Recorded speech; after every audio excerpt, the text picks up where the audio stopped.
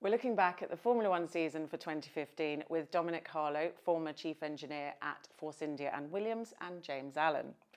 Honda and McLaren. 2015 has been pretty miserable for them. Dominic, talk us through their partnership with Honda and why it just didn't work out this year. It was just such a tall order for Honda to come back into the sport, into 2015 with an engine compliant with our new set of regulations. Bearing in mind they'd not built an F1 engine since 2008, I think it was. They didn't even get a KERS system on the car at that time, so they had to relearn everything, about combustion, about the energy recovery systems, and to do that inside 4 units that you can barely change throughout the season, even if they were allowed a little bit of development, is just technically almost impossible. So whatever your ambitions are for that partnership, they're going to be tempered a bit by the realism of trying to develop that engine.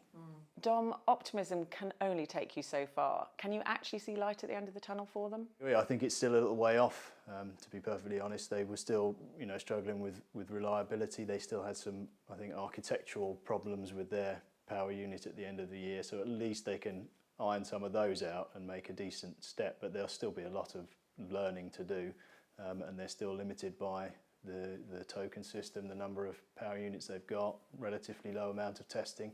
It's going to be hard to deliver proper results, the kind that McLaren are used to being able to bring forward. So, James, they're not just failing to perform on track, they're actually losing sponsors along the way as well, aren't they? Well, it's a big problem. I mean, you look at McLaren from a distance and you'd say, well, they've been in decline basically from the period since Hamilton left them, and obviously before that when Mercedes set up on their own.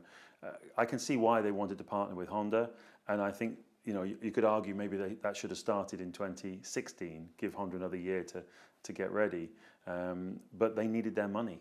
And obviously, as you say, they're losing. They've lost Tag Heuer, they're losing Johnny Walker, they're losing other brands as well. They lost Boss last year to Mercedes, and they need to replace them. They've put one sponsor on a car in the second half of this year, but they're going to need to find a lot more. And they say that they're going to balance the books, but the only way they can really do that is from the shareholders, as far as I can see, and that's not something you can do for very long. Ron Dennis is trying to find a big check from China to do something like what Man City have just done and bring like several $100 million in to really take things on, but so far that check hasn't come. James, what do you think Alonso's going to do?